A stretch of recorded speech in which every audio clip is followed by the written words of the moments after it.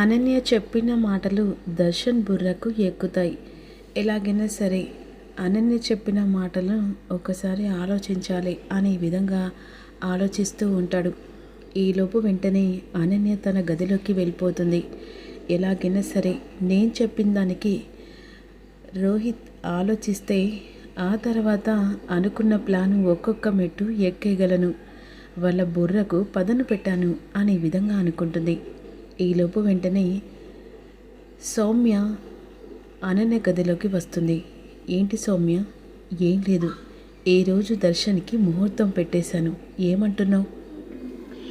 ఏముంది, దర్శన్ని ఫోన్ చేసి రప్పించుకుంటాను.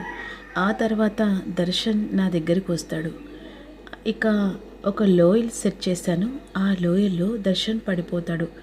సేపుగా ప్రాణాలతో బయటపడ్డ తర్వాత అతని మొహాన్ని ప్లాస్టిక్ సర్జరీ చేయిస్తాను. ఆ తర్వాత దర్శన్ చేత ఇక ప్లాస్టిక్ సర్జరీ చేయించి అతన్ని తీసుకొని వెళ్తాను. ఒకవేళ దర్శన్ తన ప్లాస్టిక్ సర్జరీ చేయించుకున్నా కూడా ఇంట్లో వాళ్ళు గుర్తుపట్టరు. అది కూడా నాకు బెనిఫిటే కదా. ఎలా ఉంది ప్లాన్ అనే విధంగా అనన్యకు చెప్తుంది సౌమ్య. నీ ప్లాన్ని నేను వెరవేసుకొని నువ్వు అనుకున్నట్టుగా దర్శన్ని తన ఫేస్ను ప్లాస్టిక్ సర్జరీ చేయించుకోవాలనుకుంటున్నావు, కానీ నేను మాత్రం అతన్ని చంపిస్తా పర్మనెంట్గా అనే విధంగా అనన్య అనుకుంటూ ఉంటుంది. ఇక ఎలా ఉంది అనన్య నా ప్లాన్ చెప్పేసి సౌమ్య అడుగుతుంది. చాలా బాగుంది, సరే అని చెప్పేసి ఈలోపు వెంటనే దర్శన్ తన గదిలోకి వెళ్తాడు. ఆ సమయంలో ఇక శరణ్య వంట అంతా చేసిన తర్వాత భోజనానికి రమ్మందామని ఇక పైకి వస్తుండగా వెంటనే అదే సమయానికి ఇక్కడ సౌమ్య ఫోన్ చేయాలి దర్శన్కని పక్కగా ప్లాన్ చేస్తుంది. శరణ్య అదే సమయానికి దర్శన్ గదిలోకి వస్తుండగా వెంటనే దర్శన్కి ఫోన్ చేస్తుంది సౌమ్య. ఏంటి సౌమ్య అని కాల్ లిఫ్ట్ చేస్తాడు.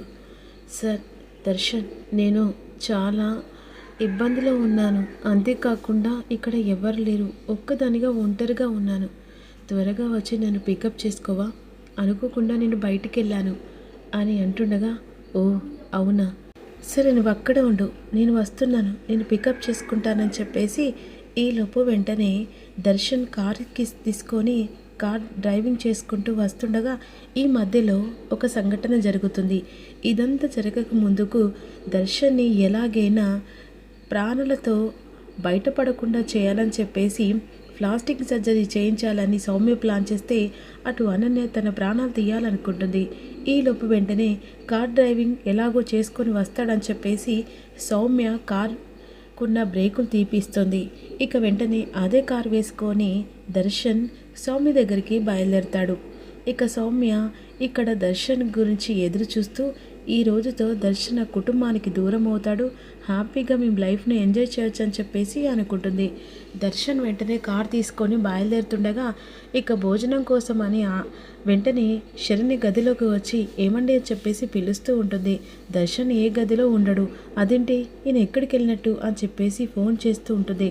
ఫోన్ మాత్రం లిఫ్ట్ చేయడు. మళ్ళీ సౌమ్య ఏదైనా చేసిందా అని చెప్పేసి చాలా కంగారు పడిపోతూ ఉంటుంది. హాల్లోకి వస్తుంది. ఫోన్ చేస్తుండగా ఫోన్ నాట్ రీచబుల్ వస్తూ ఉంటుంది. ఇక మరోవైపు ఇక్కడ అనుకున్నట్టుగా కార్ బ్రేకులు ఇక తీసేస్తుంది కదా.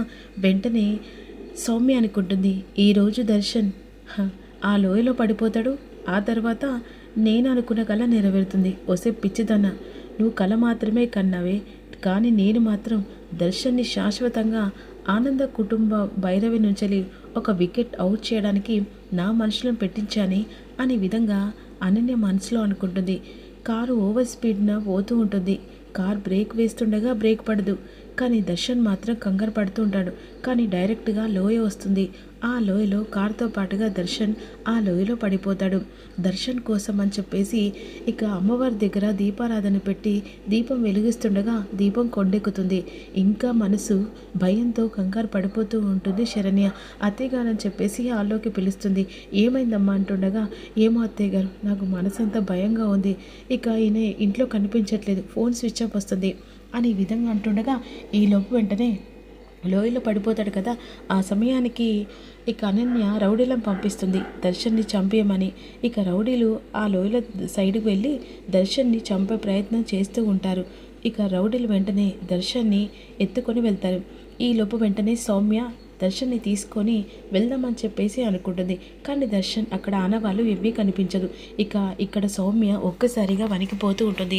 అదేంటి సౌమ్య, దర్శన్ని తీసుకొని వెళ్ళి ప్లాస్టిక్ సర్జరీ చేయించుకుంటాను కదా, మరి దర్శన్ ఏకంగా ఈ లోన్ కనిపించట్లేడు, అది నాకు అర్థం కావట్లేదు అని ఈ విధంగా కంగారు పడుతూ ఉంటుంది. ఈలోపు వెంటనే పోలీసులకు అన్ఎక్స్పెక్టెడ్గా వార్త అందకపోతుంది. లోయలో కారు పడిపోయిందని చెప్పేసి ఆనవాళ్ళ కోసం అని చెప్పేసి పోలీసులు ఎంక్వైరీ చేస్తూ ఉంటారు. అక్కడ ఇక వెనుక నెంబర్ ఉంటుంది కదా, ఆ నెంబర్ ట్రేస్ చేసేసరికి ఆనంద భైరవి కారు తెలిసిపోతుంది. వెంటనే ఆనంద భైరవి వాళ్ళ ఇంటికి పోలీసులు వస్తారు. ఇక్కడ ఆనంద మాత్రం తన కొడుకు కోసం టెన్షన్ పడుతూ ఉంటుంది. అసలు వాడు ఏ చెప్పక ఎక్కడికి వెళ్ళాడమ్మా, అదత్తయ్య నాకు కూడా అర్థం కావట్లేదు, ఫోన్ స్విచ్ ఆఫ్ వస్తుంది. ఇంట్లో వాళ్ళందరూ కంగారు పడుతుండగా ఈలోపు వెంటనే పోలీసులు వస్తారు. ఇక పోలీసులను చూసి ఇంకా భయపడుతూ ఉంటుంది శరణ్య. ఆ సమయంలో ఏంటి ఎస్ఐ గారు ఇలా వచ్చారు, మీ ఇంట్లో మీ కారు కనిపించట్లేదు కదా. మా కారు కనిపించకపోవడం కాదు, ఆ కారు నా భర్త తీసుకెళ్ళాడు అని చెప్పేసి ఇక శరణ్య చెప్తుంది. సారీ మేడం, ఆ కారు లోయలో పడిపోయింది అనేసరికి ఒక్కసారిగా ఇక షాక్ అయిపోతారు ఇంట్లో కుటుంబం మొత్తం. ఏం మాట్లాడుతున్నారు, ఆ కారు లోయలో పడిపోవడం అంటే అది అక్కడ ఆనవాళ్ళు కనిపించట్లేదు, అంతేకాకుండా దానికి బ్రేకులు లేకుండా కారు పడిపోయిందని చెప్పేసి అందులో డెడ్ బాడీ కూడా మొత్తం కాలిపోయినట్టు కనిపిస్తుంది అనేసరికి ఒక్కసారిగా ఆనంద భైరవి కుప్పకొలుతుంది. లేదు, నా కొడుకు అలా ఎప్పుడు చేయడు, నా కొడుకు లోయలో పడడు అని అనుకుంటుండగా ఈలోపు అనన్య అనుకున్న వికెట్ ఇంత తొందరగా క్లియర్ అవుతుందని అస్సలు అనుకోలేదు. ఒక వికెట్ అవుతూ ఈ కుటుంబం మొత్తం ఏడుపు సముద్రంలో శ్లోకంలో మునిగిపోతారు అని చెప్పేసి సంతోషపడుతుండగా సారీ మేడం దొరికినాయి అని చెప్పేసి ఇక లాకెట్ తన బర్త్డేకి చైన్ వేస్తుంది కదా, ఆ చైను చేతుకున్న లాకెట్ ప్రతి ఒక్కటి ఇక అవన్నీ ఖర్చులో కట్టుకొని తన ఉన్న ప్రతి ఒక్క వస్తువు శరణ్య చేతిలో పోలీసు పెడతారు. పెట్టేసరికి అవన్నీ చూసేసరికి ఇంకా శరణ్య గుండెలు పగిలిపోతాయి. అంటే ఇక అక్కడ నిజంగానే దర్శన్ చనిపోయినట్టుగా ఈ ఆనవాళ్ళను చూసి ఏడుస్తూ ఉంటుంది. లేదు, నా భర్త చనిపోడు, ఇది మా మూడు ముళ్ళ బంధం, ఆ దేవుడు మమ్మల్ని విడగొట్టాడు అని ఏడుస్తూ ఉంటుంది. ఇక sorry madam, already dead body కూడా మేము ఇక ఎంక్వైరీ చేస్తున్నాం మేడం అని అంటుండగా ఈలోపు ఇక గుండెలు బాదుకొని అందరూ ఏడుస్తూ ఉంటారు. ఇక్కడ సౌమ్య మాత్రం కంగారు పడిపోయి ఎలాగైనా దర్శన్ని నా వాడు చేసుకోవాలనుకున్నా, కానీ దర్శన్ ఆనవాళ్ళు లేకుండా ఇలా ఎలా జరిగింది అని కంగారు పడిపోతుంటుంది.